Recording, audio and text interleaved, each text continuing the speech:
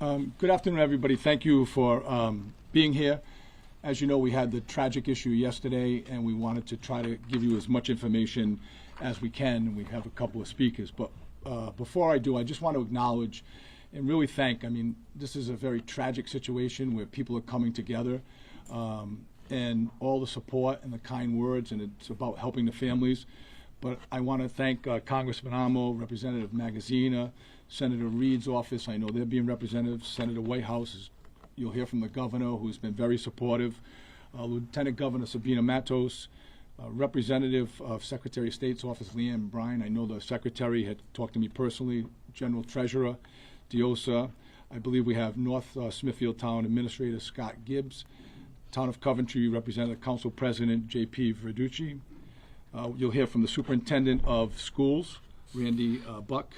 And we have the Council President Mercer, members of the Council, members of the School Committee, as well as the Pawtucket Athletic Director, Dino, as well as many others. And if I missed any, I'm not going to go through the individual. We have Ron Bopey from the union, but this is where our community comes together in these very difficult times. I just want to recognize and also thank all of the responding organizations for their family, at the Family Assistance Service, as well as all of the others, but the Pawtucket EMA and the certain volunteers, the Rhode Island Emergency Management, Providence Emergency Management, Red Cross, Family Service of Rhode Island Medical Service Corps, Tide Family Services, Dorian Ray from the Rhode Island Crime Victims, and really somebody that was so helpful, but our partner was Ripta, who helped us yesterday in the very heart of the issue. So on behalf of the city of Pawtucket,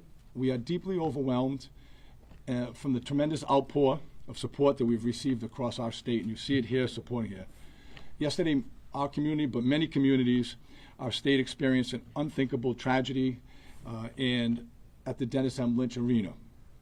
What should have been a joyful gathering of students, parents, athletes, and families and their friends became a moment of really a frustrating and turmoil, and it's shaken the community of Pawtucket and the communities of all the representatives that are here in the state, as well as the core hockey community. I know Mayor Lombardi is here, also Mayor De Silva, and their communities were affected. So this is a statewide issue. And today we stand here all together with heavy hearts. We stand with the players, the students, the coaches, the families, the faculty and the staff who have gone through this traumatic, from the staff from the school districts who are dealing with this, and those cooperative and the high school hockey teams. The young men and the young women and the young athletes who took the ice, to the parents and their loved ones. They were in the stands and they witnessed this. And to the educators and supporters who make those programs possible, please know that the city stands behind you, the state stands behind you in your grief and your compassion and your unwavering support. I want to express my deepest gratitude to the first responders from all over the state and out of state, to our mutual partner, aid partners who rushed to assist, from the local communities to the state and federal. The response from the public agencies across the state was immediate, coordinated, and extraordinary, and we really can't thank them enough. In the face of what chaos and danger, they acted with professionalism, courage, and care. Their actions helped protect lives and restore order during the incredibly difficult situation. We also want to recognize the remarkable bravery of the Good Samaritans who stepped in without hesitation, placing themselves in harm's way to stop that shooter. Their courage undoubtedly prevented further loss and injury, and we thank them for that. We are equally grateful for the health professionals who were there, present at the game, and rendered aid to the victims. Their skill, composure, and selflessness represents the very best of humanity, and they are true heroes. While this incident was deeply affected the city, we must acknowledge the difficult realities. This tragedy is part of a broader national crisis of gun violence and stark reminder of devastating consequences of domestic violence. We also understand the events like this can deeply triggering particularly for the survivors and the families impacted by violence. If you are struggling, please seek the help and support you need, and the governor will be talking a little bit about that. We recognize that the emotional impact of this event will not fade away overnight, and grief, fear, and confusion and trauma are real and they are lasting. Mental health support services are available, and we encourage everyone and anyone that needs them, that are affected directly or indirectly, please reach out. No one should feel that they must navigate this alone. Our city remains committed to clear communication, to supporting those impacted, and working closely with all of the law enforcement partners as the investigating communities continue to investigate. Pawtucket is a very strong and resilient community. We will learn from one another. We will support one another, and together we will get through this. I now would like to take a minute and turn it over to the chief, who will give you a brief update as to where the investigation stands. Thank you, Mayor. Thank you again for coming. I know this is our third update since yesterday within a 24-hour period. What I can tell you again from yesterday is about 2:30 yesterday afternoon, Pawtucket police received a call for an active shooter at Lynch Arena. Once we received that call, the police responded within 60 to 90 seconds. What we learned was that there was an individual suspect inside Lynch Arena that had fired upon family members. What I can confirm now is that the suspect was Rhonda Dorgan. His date of birth is July 15th of 1969. One of the victims was his ex-wife, Rhonda Dorgan, and also his son, adult son, Aidan Dorgan. Rhonda succumbed to her injuries on scene at Lynch Arena, and the son, Aidan, succumbed to his injuries after being transported to the hospital. We have three other individuals, Linda Dorgan and Gerald Dorgan, which are the parents of Rhonda. They are at the hospital now. They are in critical care, and we continue to receive updates about their status. The final victim was Thomas Geruso. He is a family friend of the family, and he is also in critical care at the hospital, and we continue to monitor his progress. What I can tell you is that they were all at the event for a son, a juvenile son who was playing hockey. It was their senior night, and there was no expectations or any indication that there was going to be any type of violence yesterday at the arena. I can tell you that individuals on site, several bystanders, I would say that probably whether they have been family or friends of the individuals playing hockey, stepped in, they intervened, and at least 3 bystanders were able to circum the suspect. At that time, the suspect did reach for a second firearm, and he did inflict a self-inflicted gunshot wound, which is what he succumbed to on scene. I can tell you that there were first responders on scene outside of Pawtucket, several nurses, several firefighters, and they also rendered aid to the victims until fire personnel responded. Once police responded, obviously we were met with a tremendous amount of people exiting the arena. We were able to make entry, and we also rendered aid to those individuals until they could be transported to the hospital. Central Falls Rescue and Pawtucket Rescue responded, and they also rendered aid. What I can tell you from what we've learned so far is that this individual had responded to hockey games in the past to watch their son play hockey, and that this was not unusual for them to respond to watch a hockey game. Again, there was no indication from the family or friends that any violence was underway or that they were in fear of this specific individual. What I would like to say is obviously the investigation is ongoing. We continue to look into maybe what the motivation was. We're not sure at this point what the triggering event was that happened yesterday. We are conducting several search warrants at this time, looking for additional information. We have reviewed several videos, both internally because it was a sporting event, so Live Bond was streaming that event for the families. We have also witnessed and we've combed through videos of parents that were videoing their individual children playing the game, which of that they love. So we have been kind of streaming through that to make sure that we're getting a clear picture of what happened. We ask that any video that may not have been forwarded to us is forwarded to the police department. We also ask that information that's coming out only come out through, obviously, the Pawtucket Police Department in the city of Pawtucket. We will be the ones that are pushing out the facts to you. So if you have questions, again, we ask that you reach out to us specifically and not to rely on social media posts. Those posts that we putting out there are not necessarily accurate, and they're trying to spin a story in a different way. So we ask that you rely on the information that we're giving you. What I also can tell you is, again, we worked with several community events. We've worked with our local partners, our state partners, our federal partners. There was a lot of outside help that showed up on the scene. I can tell you right now we have individuals working in another state with the FBI trying to assist Pawtucket in search warrants that we have ongoing right now. As for any further updates, as we get additional information, as things come about, if we get any more videos or things that we can comb over, we were going to push out that information just like we did yesterday. As we get more information, we would like to share it with you, and then that way, you know, you have the story as it's unfolding. Again, what I can say is the suspect did succumb to their injuries yesterday. Our hearts go out to the families that were affected. Obviously, the children that were on the ice. This was supposed to be a joyous event for them. It was their senior night at a hockey game, a normal high school game that should have gone on without any type of violence, whether it be inside the rink or outside the rink. So again, we ask that you respect the privacy of those families and just give them some time to grieve. This was a tragic incident that obviously resulted in a domestic violence incident that, you know, is unfathomable that had that happen in our city. So again, we ask that you respect some of the family members, and again, this was one large family that was affected. I'm going to turn it over to the governor, and then at the end, if you have some questions, we'll let you ask them at that point. Governor? Thank you, Chief. You're welcome. Thank you, Chief. It's another sad day in Rhode Island.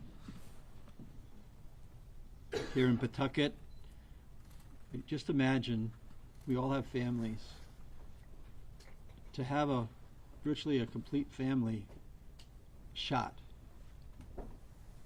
and several killed, I just can't imagine what those families are going through and the people who are close to them. So our thoughts are with them, and also our thoughts are with the city of Pawtucket, Mayor Grebian and the Chief. Thank you and your whole team for the response that you've had. And our role is to continue to provide the state resources as people recover wherever they need them. So here in Pawtucket, as always, Mayor, I stand here with Pawtucket and make sure that we reaffirm that commitment here, but also throughout the state of Rhode Island. This is an impact that's going to have a ripple effect throughout the state on many levels, whether it's just in families and friends, or it's in the communities that are represented in that rink, whether it's in the interscholastic sports territory, or whether it's in the schools that have been impacted. This is an event where we need to catch our breath, but also we need to respond, and we will. Too many Rhode Islanders know what it feels like to lose a loved one, or a neighbor, or a friend to gun violence. And too many have experienced the tragedy of domestic violence. We've made efforts in that area. We're going to double down in that area. That's a really important thing that we are going to move forward on to make sure that this domestic violence issue is one that we focus on as a state. Many members of our community are struggling right now, and I want them to know that our state is here to support each and every one of them. Director Mark Pappas is here today. I've instructed Mark to coordinate all the statewide efforts with all the different providers, all the different departments, whether it's at RIDE or whether it's in our health department. Mark will continue to organize that and make sure that we're deploying all those assets in a way that families and students and everyone that's impacted by this event will receive the help that they need. Today we put forward a dedicated statewide virtual support hub that you'll have that information on for anyone who needs any help, whether it's mental health services, domestic violence resources, guidance on how to talk with the students or children in all the communities. Yesterday, I spoke to each and every municipal leader that had representation at the rink, whether it's in North Smithfield with Scott, or whether it's in East Providence, Coventry, Johnston with Mayor Policina. Mayor Rivera talked to her. First responders came in from Central Falls, as the mayor said. This has got a ripple effect that's going to impact families all around the state of Rhode Island, North Providence included in particular. So we're going to stand with the people in the state, and we're going to provide the resources in a difficult time, but that's our job, is to make sure that we're doing that, and we will. People who need help, they can go to governor.ri.gov/support-hub. That's governor.ri.gov/support-hub. They can see all the resources that will be available to them, and we'll continue to be on the ground, making sure that we're doing everything we can to make sure that we respond in a compassionate and thoughtful way. With that, I'll let Commissioner Infante Green come up and speak about the issues that are impacting the LEAs, all the education, all the students in the state. Thank you, Governor. Thank you, Mayor, for all the work. My heart is with the family and students who were impacted directly or indirectly by the shooting at the arena yesterday. Rhode Island is such a small state that the impact of this violence is being felt by all of us, especially students across our state. School and sporting events should be a safe place, a place of joy, a place of unity. Because we're so small, we know someone that was impacted by this tragedy, either directly through that person or somebody that was a spectator, but this has impacted our entire state. The unity that we saw when spectators came to support is the unity that we have in Rhode Island, especially at our sporting events. We are one. So we want to thank them, and we want to continue to move as a community. So I say to the students and the families that are listening, we are here. We're here to support you. You're not alone. Just because schools are closed this week, we are working, all of government is working to support you. There's a community of people here for you. If you need help during this hard time, and any of you that have seen the video, just by watching what happened raises our anxiety. Ask for help. If you need immediate help, please contact 988, the Suicide and Crisis Line. You don't have to wait to go back to school.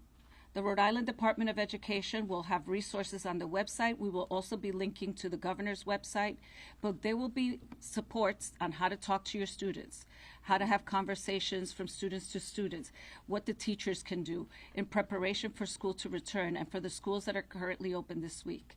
There will also be other opportunities throughout the state to come together to have conversations. This is our second event in Rhode Island, and we have to make sure that our community feels the state coming together to wrap around services and support, and that's what we're here to do. Estudiantes y familias, hoy estamos hablando con ustedes. No están solos. Quiero que sepan que nosotros tenemos recursos. La oficina del gobernador tiene una página donde van a ver todos los recursos que están disponibles para ustedes. El Departamento de Educación tiene recursos de cómo hablar con sus niños, cómo hablar ustedes entre comunidades. Y por favor, si ustedes están sintiendo dificultad, llamen al 988. Prevención y suicidio y crisis. Ese es el número que ustedes tienen disponible. No tienen que esperar que las escuelas abran otra vez. Es muy importante que ustedes tengan los servicios necesarios. In addition to all the local resources that will be available on the website, RIDE has also collaborated with our partners at Hazel Health to provide virtual healthcare services to all students in Rhode Island. All Hazel visits are online, and students can connect from wherever they are, and they're available in 25 languages. Estamos aquí con esta tragedia. Nosotros tenemos una colaboración con los servicios de Hazel Health para ofrecerles servicios médicos virtual a todos los estudiantes de Rhode Island. Donde quiera que estén, pueden adquirir estos recursos y en cualquier lugar. Visit hazel.co To get started, visiten ahazel.co para empezar. RIDE will be collaborating with school districts, offering supports as well as resources. We will be updating our website with additional resources for students, families, and the community at large. I want to thank all of you for the support. We have gotten an enormous amount of outpouring. I'd also like to thank our other colleagues from other states that have also given us national resources. Our schools are going to need that. Our superintendents, our principals, our teachers are going to need this support. With that, I'd like to turn to the superintendent of schools here in Pawtucket, Randy Buck, who will continue the conversation. Thank you. Thank you, Commissioner. Good afternoon, all. Like so many across our city, the Pawtucket School Department is deeply heartbroken by this tragic act of violence that has shaken our entire community here in Pawtucket. Our thoughts and prayers are with the victims, their families, and particularly those who are grieving this evening. This tragedy, as you know, also has touched the Pawtucket school community as members of our own staff were personally impacted. We are surrounding them with care, compassion, and the full support of our district. We're coordinating a comprehensive response for both staff and students, including access to social workers, mental health professionals, and employee assistance services this week and when students return from the break next week. In moments like these, Pawtucket comes together. We stand united in compassion, in healing, and in a shared commitment to care for one another. Thank you very much. At this time, I'm going to turn it back over to the Chief for any questions. Chief, can we just ask you, you said that the suspect's name was Robert Dorgan. The last thing you said, his name may be Roberta Esposito. So what is his legal name? And do you know if he came to the arena yesterday? Obviously he was armed. So was he coming there to kill, or was he coming there to just watch the game and something? So that was multi-part. So let me answer the first one. So legally, the name is Robert Dorgan. That's what we have on identification. We've also learned that the suspect does use the name Roberta Dorgan, and also Esposito. Again, we don't have a motive as to why the shooting happened yesterday. We can tell you that he did have 2 firearms on him. He was seen entering the building. He was seen leaving the building and then re-entering. We're not sure if he had them on him in the initial entry or not when the second time he went in. We're not sure about that. Chief, was there a confrontation between the shooter and the family before the shot? There was not. Was there any conversation between them beforehand? So whether that was in person or through messaging before the game, was there any? So what I can say about any conversations with the family, again, is that the family there that was sitting on the bleachers was affected. Some are still in critical care, so we're still gathering that information. From the video, it doesn't appear that there was any conversation or confrontation between the family before the incident happened. Chief, was Robert Dorgan living in Rhode Island? At this time, we have no indication that the suspect was living in Rhode Island. Do you know if the guns were purchased legally, and if so, were they purchased in Rhode Island? So the firearms were purchased legally, and we are investigating that with ATF, and we will release that when we have that information. Does the At this suspect- point, could you let me finish the answer, and then you can ask the next question. As soon as we get that information, we will release it. Was there any security in the building, and do you think there should have been? So as for sporting events, anything like that, if Lynch Arena felt like there was a need for it, they would have reached out. There was no indication that there was any type of violence that was going to happen at the event. Like I said, it was a high school hockey game for a co-op team, actually 2 co-op teams, so multiple jurisdictions were affected. There was no indication that there was going to be violence. This individual had gone to many hockey games in the past. There was no past experiences with violence at any of those hockey games, so there was no need for police presence at that time. Can you tell us where the search warrants are being conducted? Not at this time, no. I have a question maybe for the superintendent. Is one of the victims, Mr. Druso, the same one that's working at Shea High School? Is that the connection there?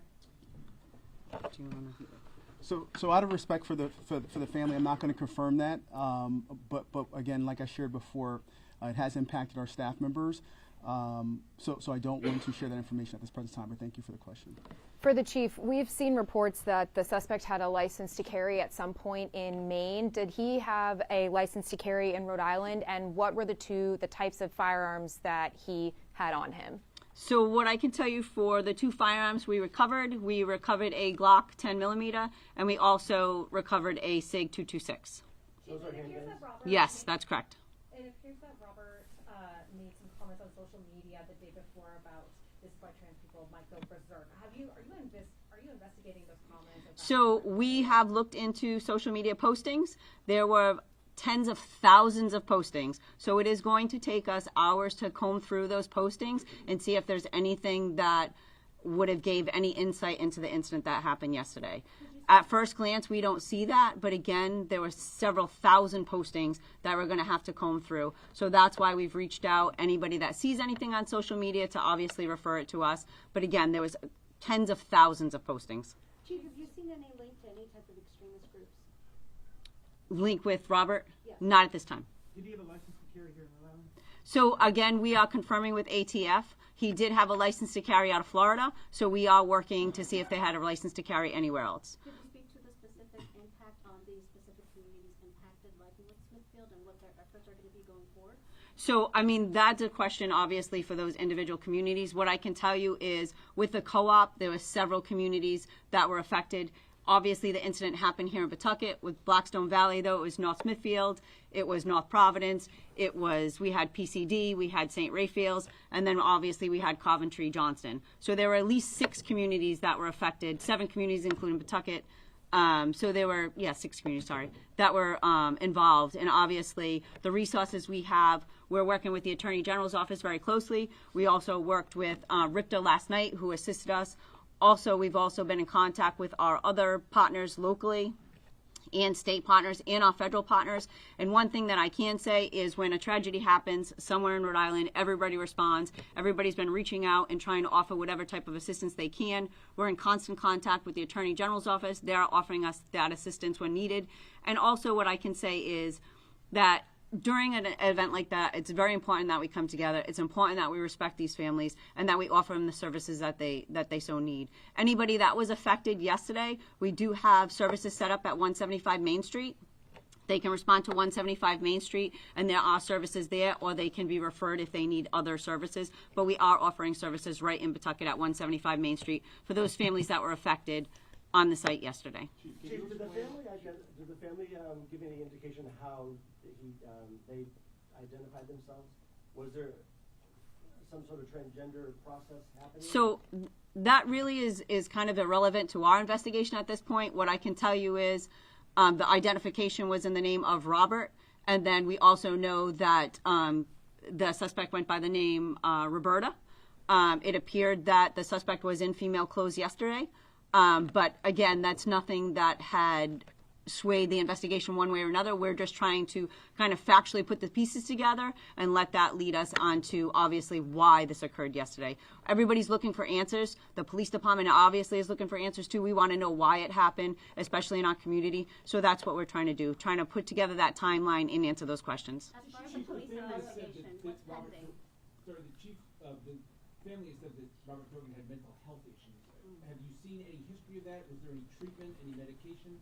So we do not have medical records at this time. That's obviously an avenue that we'll pursue. But again, it has only been 24 hours, so these are questions that we're trying to answer. And again, we're working with a family that has suffered such a great tragedy. We're trying to, at the same time, respect some of their privacy and speak to them when it's appropriate too, right? Because this is one family that's been greatly affected, so we're trying to speak to them. Chief, to shoot into a crowd of people and hit all of your targets, is there any indication of professional firearms training? So it was very targeted. Like I said, and you saw from some of the videos that were put out there, he did approach the family individually, and he fired upon the family. As far as the investigation, what else is pending at this point? The investigation is still pending. It's still pending. Yes. Now, So is there anything specific you can say? we were going to take the leads as they come, and we will follow through with them. Like I said, there's thousands of hours of social media that we have to comb through and other resources that we have to look at. And obviously, we're talking to people. We talked to hundreds of people yesterday, right?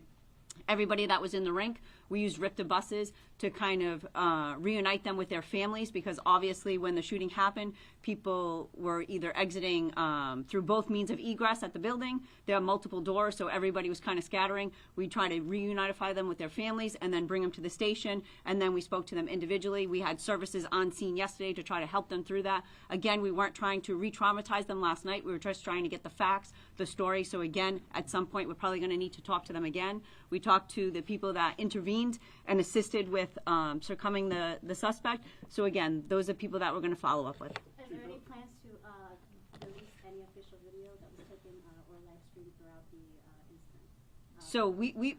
So the police department would not be releasing video of the incident, the live stream. That was up live stream through Lynch Arena through Live Barn. And again, unfortunately, that was a normal school event that they were live streaming it so that people could enjoy watching their kids play hockey, right? That was the point of it. It was not so that we could kind of put out this tragedy all over social media, right? So I ask that you respect the families that have to relive this. Every time somebody reposts that, these families are being re-traumatized. So I ask that you not do that. But again, the reason for the live stream was that families could actually enjoy their kids playing hockey. Is Dorgan known to police, and have police gone to the house before for previous incidents? So in Pawtucket, he is not known to police.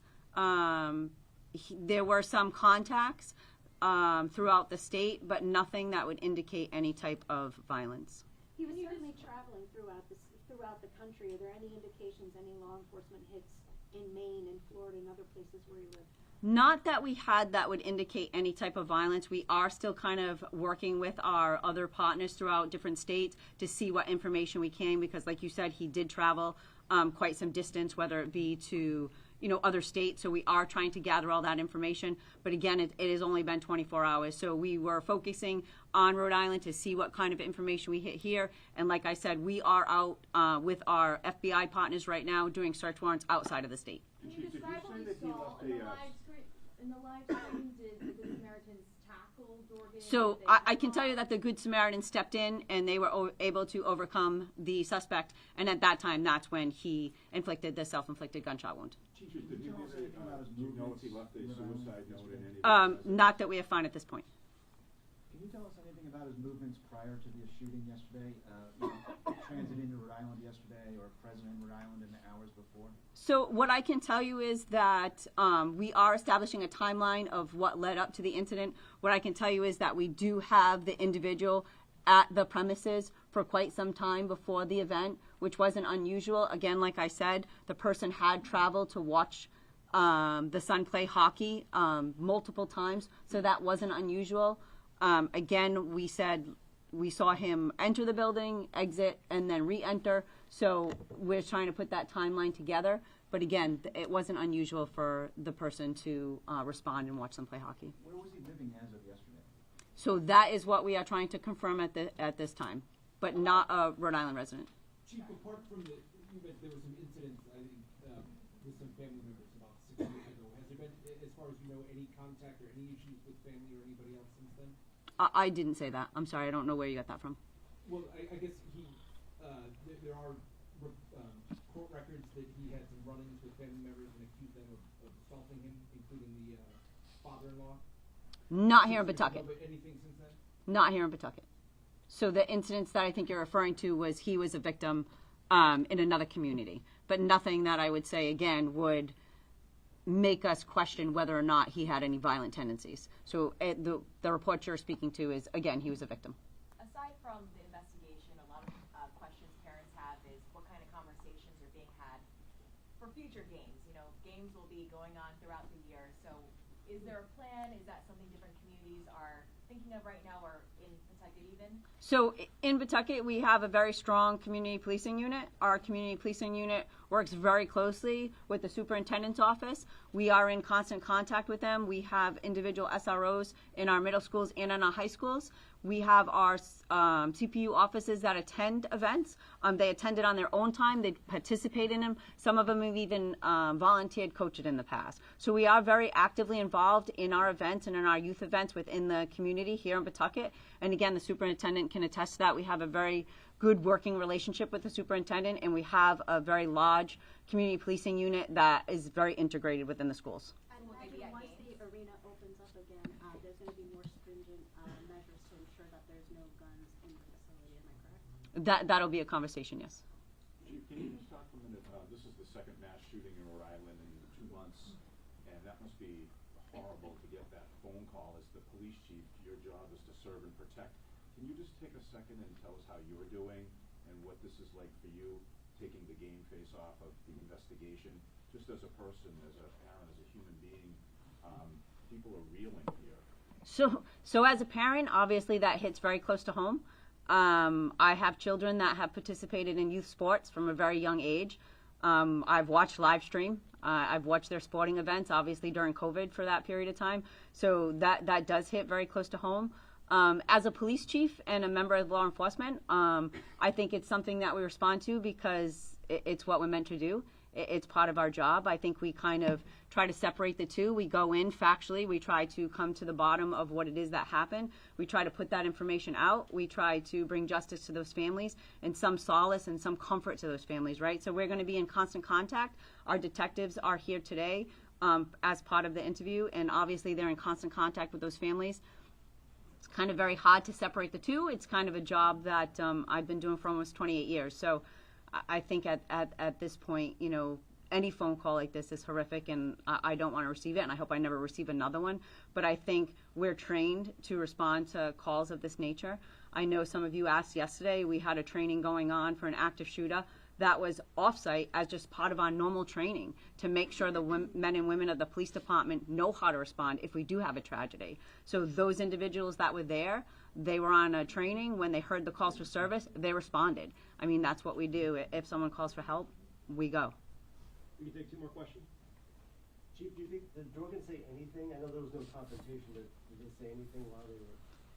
So it's nothing on the video would indicate that there was any conversations. Again, the victims are in critical care, so it's hard to say. So any conversations will obviously follow up with them when they're able to speak to us. But as far as we know, there was not a conversation nor a confrontation between the family and Dorgan right before the incident. Do you think it was planned? Again, we're trying to establish motive. I don't know. Thank you, Chief. Good. Thank you. Thank you, everybody. Gonzalez. Gonzalez. Thank you, everybody.